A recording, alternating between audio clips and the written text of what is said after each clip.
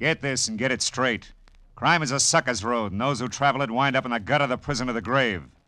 This time I was in the country where the night should have been nothing but peace and quiet. But a pair of angry eagles changed all that. One was solid gold and too close to a battered corpse. The other weighed 160 pounds and was too quick with his fists. It happened like this. From the pen of Raymond Chandler, outstanding author of crime fiction, comes his most famous character in The Adventures of Philip Marlowe.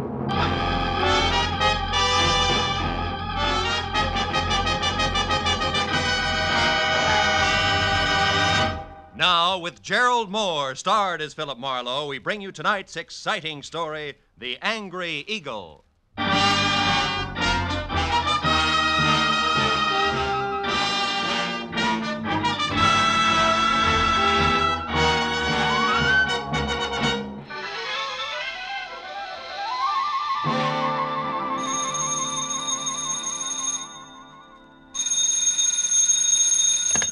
Hello. Mr. Philip Marlowe, please. Clover Lake, California calling. This is Marlowe. One moment, sir. Go ahead on your call to Los Angeles, please. Hello, Marlowe. Babe Durney. Remember me, light heavy contender in 39? Oh, yeah, sure. I remember you. Good. You still have that bar in Southgate? No, I'm back in the game. Ah. Trainer this time for a welterweight that's good. His name's Danny Eagle, and he's another Barney Ross, believe me. No kidding. Yeah, but he's in trouble. Come on out, will you, Phil? Clover Lake's only 20 miles. You can be here by 6. It's just outside of Malibu, up in the hills. Well, what's your boy's trouble, babe? Plenty. And it could end up being his life. Now step on it, Phil. Oh, and listen, you're a sports writer from Detroit, not a private detective. You got it? Got it. Leaving now, babe.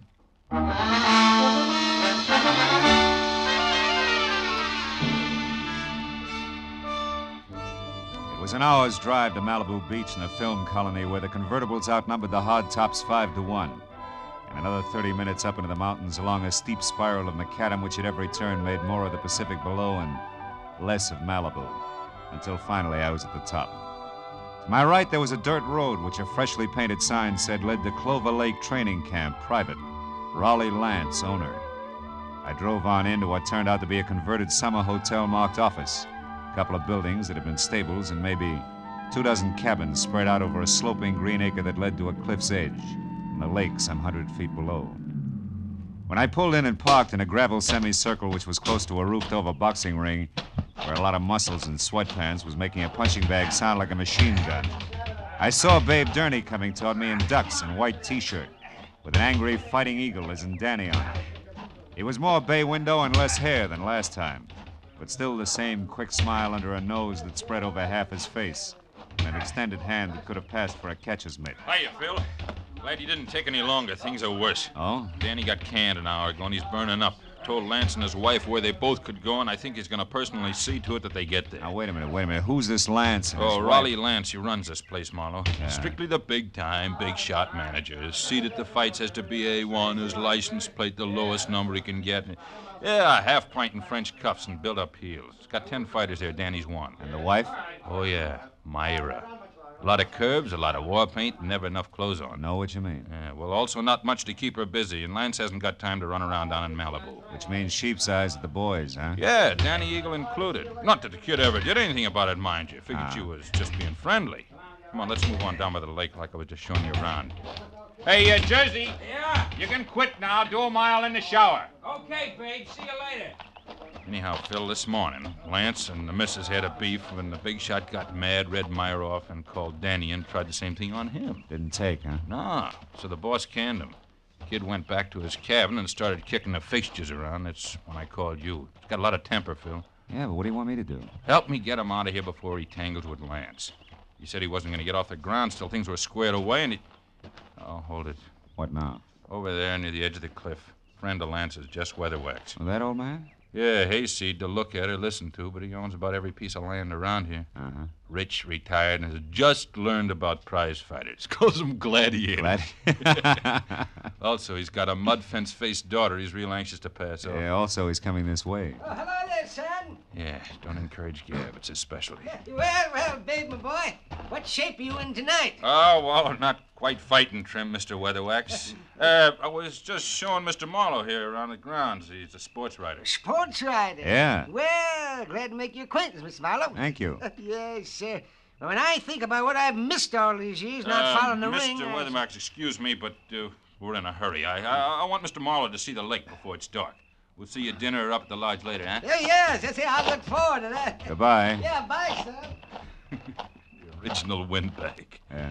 But, Marlowe, like I was saying, I gotta have your help. Yeah, but what can I do now? The kid's through, babe. Sure, but look, Phil, I know other managers. I also know the makings of a champ when I see him, and Danny Eagle's got the stuff. And? Okay, I like him. Ah. Phil, you gotta get next to Lance. If he thinks you're doing a feature on him, he'll be your best friend in a couple of hours. A little Napoleon. Uh-huh. And when I'm buddy-buddy, I steer him away from ordering his muscle man to play pretzel with Danny while you're trying to get him out of here. Is that it? That's right. I already planted that you're coming up here, so all you gotta... Hey, look. Huh? Up at the lodge on the porch there. That's him and Myra going in the office. My cue. Mm-hmm. Okay, but first tell me one thing, babe. Does Danny know about me? No. He'd turn against me if he did. He likes to settle his stuff his own way. That's why you gotta get to Lance. In or out of the ring, it still takes two to make a fight, Phil. Yeah. All right, babe. I'll do my best. Yeah, Philip Marlowe, Detroit Daily News. Wonder if there is such a paper. No, it doesn't sound too bad. Listen, Myra, I don't want any more trouble with you. I'm fed up. Oh, You're fine. fed up. You? Well, that's funny. You drag me up here and Shut expect up. me to... And try real hard to understand this. I dropped 10 grand, 10,000 berries last night on that punk Steve Rocker. I'm not very happy. So you want a fighter who stinks. What's that got to do with me? I don't know. But if you'd let him alone, he wouldn't have looked so tired in there. Of all the cheap cracks you've ever made, that's about the... The what? Go on, say it. You never flirted. You never played up to him. You were only being friendly. Go on, spit it out, why don't you? Don't think I won't. When we're alone. Oh. Excuse me, I didn't mean to eavesdrop. I was looking for Mr. Lance. Raleigh Lance? That's me. What do you want? My name's Philip Marlowe, Detroit Daily News, Mr. Lance. Oh. Yes. Come in, Mr. Marlowe. Oh. There was a note here on my desk. I should expect you for an interview. Glad to see you. Oh, thank you. I don't believe I've, My wife, Mr. Marlowe, Mrs. Lance. How do you do? Hello. From, Detroit, you said? Yeah. How are things at the Beaver Club? That's quite a spot, I hear. Oh, yeah, quite. I used to go with a reporter there. He told me about some wild parties at their press club. Busy Beaver Nights, they used to call them. Yes, busy beaver night. Lots of fun. Mm-hmm. I'll bet. Myra, Mr. Marlowe and I'd like to talk a while, so, So I'll be running along. It was a pleasure, Mr. Marlowe. Thank you. Goodbye, Raleigh. I'll see you later. Yeah. Well, Mr. Marlowe, have a chair. Drink? Yeah, I will, thanks. It's quite a spot you have here, Mr. Lance. Make it Raleigh, fella. All right. Yeah, it's okay. But you're not up here to write about a training camp, are you? Of course, I know background counts, but, well, like this drink, the soda helps, too. But the scotch is the thing, huh? Health? Same. Yeah, you're right about that scotch. Mr. Lance? What is it, Kelly? I'm busy now. Well, it's about Danny Eagle. Did you give him his walking papers? No, Big Gurney stopped me, Mr. Lance. Said he'd give Danny the word himself that he could handle him. That fat pug! Who does he think he is? Well, he said he just didn't want trouble, Mr. Lance. Besides, he said Danny was taking a walk. Yeah? Well, I'm going to give him the air, too. I've got enough enemies without some lousy trainer who's on my own payroll. Pardon me, Mr. Marlowe. I'll only be a couple of minutes. Sure. Help yourself to another drink. We'll talk later after dinner, about 8. Oh, and here, catch. Yeah. Best cigar made. Let's go, Kelly. Uh-huh. Best cigars. Seats marked A1.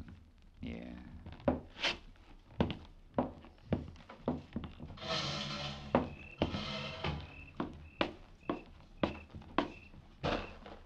Hey. Huh? Don't go away mad.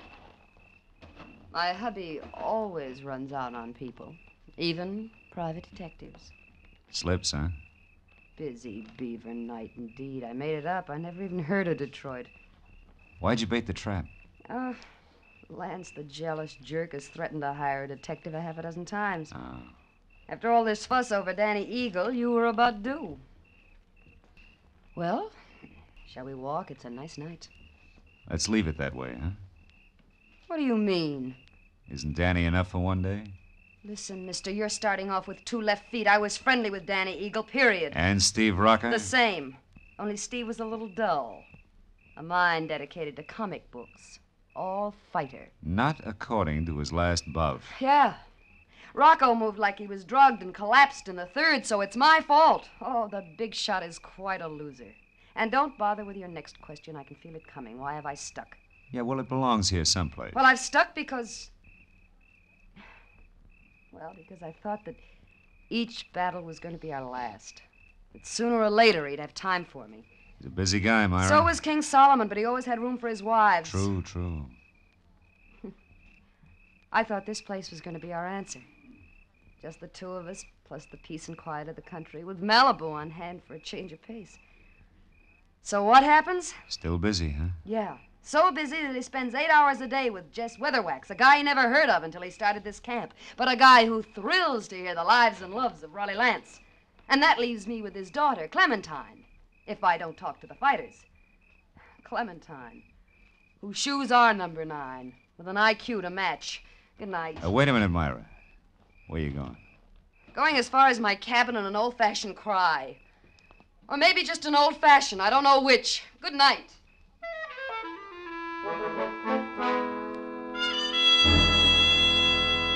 When Myra pivoted on a spiked heel and stomped off into the dark, I knew that I had to move fast because when next she and hubby met, the fact that I was a private detective was going to become public domain.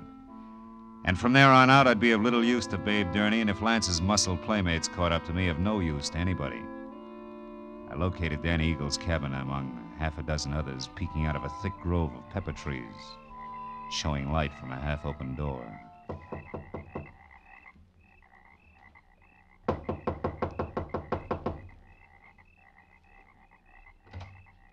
Hey, anybody home?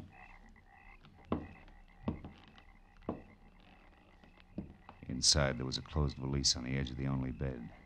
And on the dresser, some money, a package of lemon lifesavers, and a tie clasp. A gold one with a gold angry eagle on it that said Danny was still around. Then he got to talk for himself. I think you're in the wrong cabin, mister. I haven't vacated yet. Well, don't you think it'd be easy all the way around if you did, Danny? Right now, I'm not looking for the easy way, mister. I've been walking and thinking about that. That and a pair of people I don't like. A pair I want to square myself with. Mr. and Mrs. Raleigh Lance. Ooh!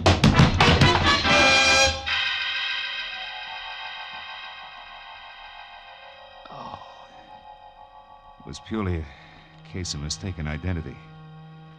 But it served as a reminder that it still took 2 to make a fight. And that the only chance I had left was to get next to Raleigh Lance and keep him away from Danny Eagle. I spent a half hour going from the lodge to Lance's empty cabin to the dining room and every other place where I thought he might be. But finally, I remembered Jess Weatherwax, the one-man fan club whom I located back up at the office. Oh, hello there, son. He was peeling off his coat and getting ready for canasta with something uncombed and built like a length of pipe. Who had to be daughter Clementine. What can I do for you, son? Mr. Weatherwax, have you seen Lance? Why, no, Mr. Marlowe. We just came in. You deal, dearest. Yes, Daddy. Is it important? Very. Daddy. Oh, excuse me, child. Mr. Marlowe, my daughter, Clementine. How do you do? Very fine, thank you. Mr. Marlowe, Marlowe? Daddy told... Hey, Marlowe, is that you in there? Oh, it's Babe Durney. Yeah, excuse me.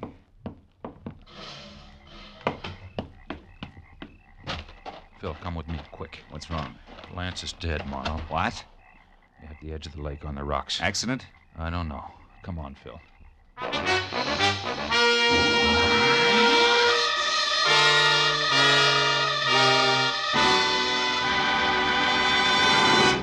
In just a moment, the second act of Philip Marlowe. But first, the confusion created by Gracie Allen has never been more clearly, more hilariously defined than it will be this Wednesday night when a writer for a national magazine comes to interview her. For the writer also meets some of Gracie's friends who present highly conflicting stories which Gracie does not untangle. It's another merry, mad mix-up which could come only from George Burns and Gracie Allen. So be listening this Wednesday on most of these same CBS stations. Now with our star, Gerald Moore, the second act of Philip Marlowe, and tonight's story, The Angry Eagle.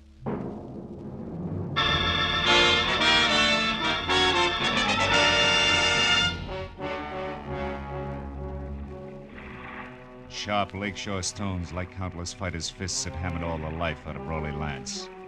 And as we stared down at him, the circle of light from the electric lantern, Babe Durney's hand began to dance over the corpse. I took the lantern, turned him away from the twisted body at his feet, and sent him back up the path to camp. Find a phone and quietly call the police. After that, I took another quick look at all that was left of the little big shot. I went up the path myself and got as far as the jagged hole in the rail where Lance had gone through. I had just enough time to see a few things before I was met by Myra. Just like she'd been before, except for a handful of nervous fingers that just couldn't leave her neckline alone. I saw Babe. He told me about Raleigh. Is it true? Yeah, it's true, all right. Your husband's dead. Babe just left, so you must have been on your way here when you ran into him. How come? I had a date to meet my husband. For a chat. Why here? He didn't strike me as being the romantic type. He wasn't. Neither was he the type to talk where he could be overheard. Especially when he was cornered. What do you mean? I put Raleigh's back against the wall tonight. I finally got hold of a way to make that inflated ego turn loose, his favorite trinket. Meaning you? Yes. Marlowe, about an hour ago, I found out that Raleigh was crooked. Fixed fights? Yeah. When I left you, I went to our cabin for a drink. But the liquor was all gone. Lance kept spare bottles in the back of his closet, so I went to look. Found what? A briefcase. It wasn't Raleigh's, so I opened it. There was $35,000 in it. And a note congratulating him on his coaching of Steve Rocca. Rocca was drugged in that last fight, Marlowe. Raleigh sold him out, and I can prove it. Oh. That's what you two were going to hash out over here, huh? The price of your silence, which was divorce. And no strings. He told me he wanted to think, then he was going to give me his answer, but now... That's all unnecessary. You're so right. Myra, come here. I want to show you something. See? Here on the ground. What do you... No, I don't see anything. Somebody put up quite an argument right here before Lance went through the railing. Oh, yeah. Yes. And here's something else. Oh, what's that, Marlowe? It's a gold tie clasp, baby, with an eagle on it. Danny? Yeah, Danny Eagle. This changes things plenty, huh? Danny? I can't believe Danny would murder Raleigh. Well, you better start believing it and get back to your cabin and stay there with the doors and windows locked. You think he might go for me You next? were half the beef. Now that he's gone this far, chances are good he's got something nice thought up for you, too. Unless I'm making the king-size mistake and you and Danny turn out to be a team. Are you crazy? It could figure both ways, baby. So I'll keep it in mind until I get something more to do with it. Meanwhile, like I said, take care of yourself. I dropped the tie clasp into my pocket and then started looking for its owner, who could be number one candidate for a noose. I decided to try Danny's cabin first, but when I got there, it was dark, with everything just as I'd left it. Until I'd turned to go. Someone was framed in the doorway. It was the gentleman farmer and novice fight fan, Jess Weatherwax. You're looking for something special, are you, Mr. Marlowe? Yeah, as a matter of fact, I am. I figured you would be, what with being a reporter, because I know there's been some kind of a ruckus here tonight. How did you know there was trouble here? Well, I happened to be passing by a certain phone a few minutes ago, and I heard that trainer, Babe Durney, calling the police. Oh. Okay, as long as you know that much, you may as well know the rest. Somebody shoved the boss of this place out through a railing into 100 feet of thin air. He's dead. Well, Lance murdered? By one of his own men? Oh, no, I don't believe it. He's a good manager. His boys loved him, every one of them. You should be so loved, especially by a guy like Danny. Danny Eagle? None other. And that's only half of it. Your good manager, Mr. Lance, was a fight fixer. One who'd even drug his own stable to be sure it'd lose. He was as crooked as a hyena's back leg. He prearranged boxing fights? That's putting it mildly. His own wife, Myra, pinned that on him just tonight. She didn't go into details. She didn't have to. She had enough proof to make it stick because she was getting a divorce on the strength of it. Oh, I find it mighty hard to believe all this, Mr. Marlowe. And here's something else. I'm not a reporter. I'm a private detective. You're a private detective? Yeah, called in by Babe Durney because he was worried. Now I am. Anyway, here's what I'm getting at. If you're really sincere about liking your violence according to Marquis of Queensberry rules, you can do me a big favor. What can I do? Keep an eye on Myra Lance for me. Yes. I left her in the cottage. Dan Eagle may be only half finished with what he started. I'll do my best. You can count on that, sir. Okay, I'm going up to the office at the lodge now and find out if anyone saw Danny leave the grounds. I'll see you.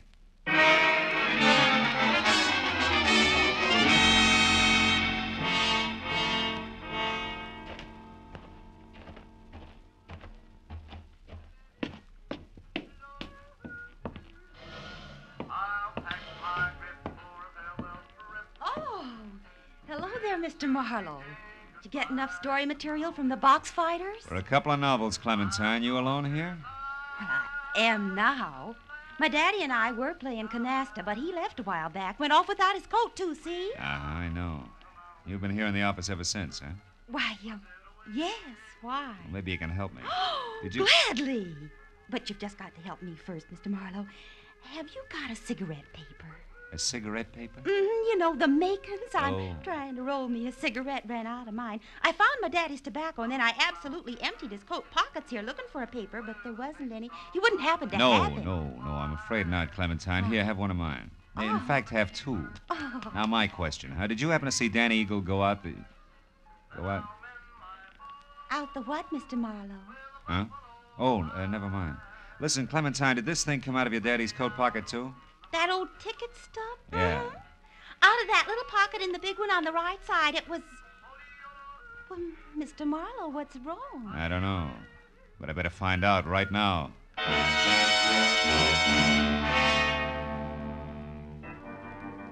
As I ran out of the office and past the empty rope ring toward where the cabin stood, I was full of the conviction that Clover Lake Training Camp was due for a second corpse any minute. Only this time I knew that some fast adjectives I myself had tossed off and not a hot-headed fighter were playing cause and effect.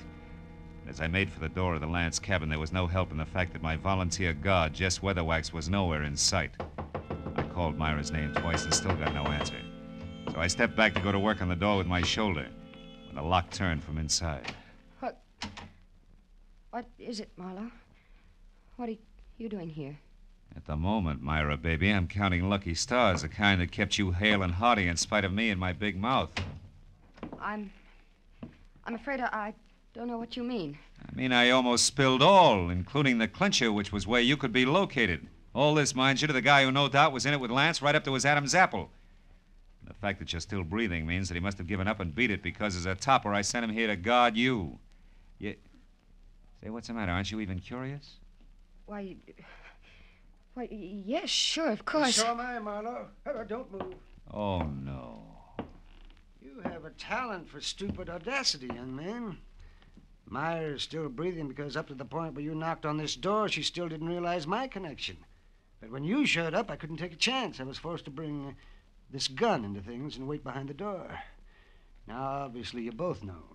And I was so relieved you still had strength enough to open the door, Myra. I stepped in chin first and was happy about it. Well, I was afraid to warn you. Well, it's your move, Weatherwax. What'll it be? I have no choice. What? You'll have a lot of bodies to crawl out from under, Buster. It won't be too hard. Danny's already framed for Raleigh's murder. Framed by whom? By Raleigh Lance himself. Oh, such a simple little plan. I worked it out as I've worked out everything else around here. Just for the record, how was it supposed to go? Once Myra knew about Raleigh, she became dangerous to me. She had to be killed. So I told him how to set up the whole thing. You know, you're really enjoying yourself, aren't you? Frankly, no. Or I just don't intend to take the rap for my late partner's stupid clumsiness. Oh, but this has gone far enough. Oh, no, it ain't. Babe, look out! He's got a gun! Duck, Myra! That boy, Phil. He lost his gun. And I still got a good right hand. My boy ain't gonna be framed for nothing. Babe, stop it. I'm gonna fix this guy good. Lay off, babe, will you? Lay off! Lay off, I tell you! Lay off! Okay. He's got to tell us the rest. Come on, Weatherwax, talk. What actually happened on the path to the lake? Well? Lance set up the frame on Danny as I told him to by planting that eagle tie clasp at the weak spot in the rail. And then he made a lot of marks on the path, like there'd been a fight. Go ahead. And after that, he went over to kick the rail loose. He tripped and he fell. All because of those shoes of his with the hard, slick soles and built-up heels. Silly little man.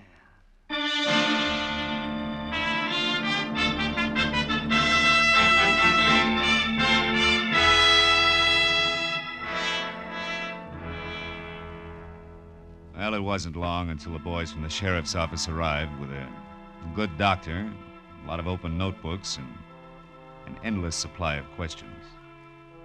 But finally, all the pieces were fitted together. A very surprised Danny Eagle, who had done a lot of thinking, was back from a second long walk. And the whole thing had boiled down to me alone at the bedside of a heavy-jawed trainer who had a happy look on his ugly puss for the first time that night. My boy's gonna be champ now, Marlowe, thanks to you. Oh, thanks to you, babe. We were almost down for the count when you showed up. Hey, how's the shoulder? That's nothing. Hey, look, tell me something. How'd you back old Weatherwax into that corner? Oh, well, I found a ticket stub from his coat pocket with the number A2 on it. Weatherwax claimed that he'd never seen a fight or met Lance until the camp opened up here. But that stub proved that just a month ago, he sat right beside Lance. Yeah, that's right. Yeah.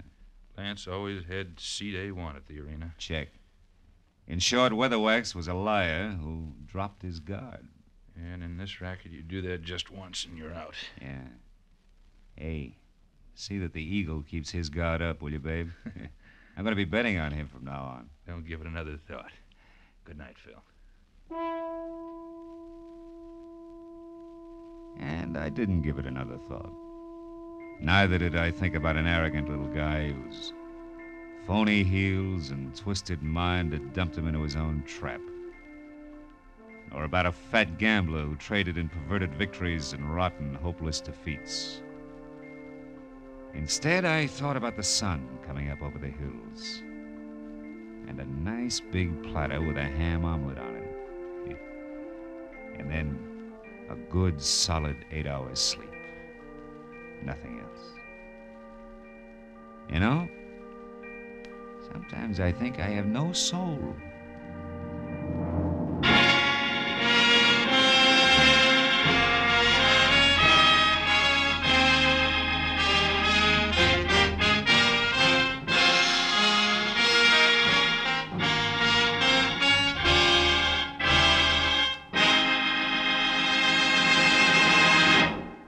Adventures of Philip Marlowe, bringing you Raymond Chandler's most famous character, star Gerald Moore, are produced and directed by Norman Macdonnell and are written for radio by Robert Mitchell and Gene Levitt.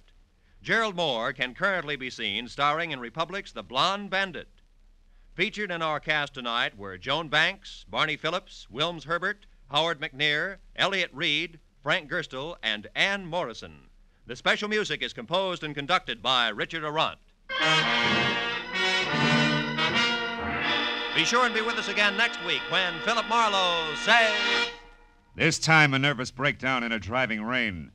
A cape with a high collar and a tiny sliver of glass led me from the ballet and a beautiful dancer to the edge of a cliff and death.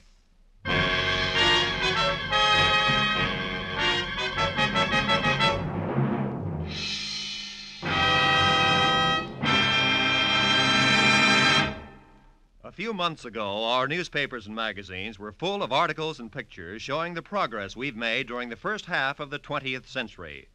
That progress, brought about by the American way of doing business, means that today we enjoy the highest standard of living of any nation in the world. We can keep our standards high, and we can increase the benefits for all of us by continuing to produce efficiently under a free economic system. This is Roy Rowan speaking. Now, stay tuned for Pursuit, which follows immediately over most of these same CBS stations.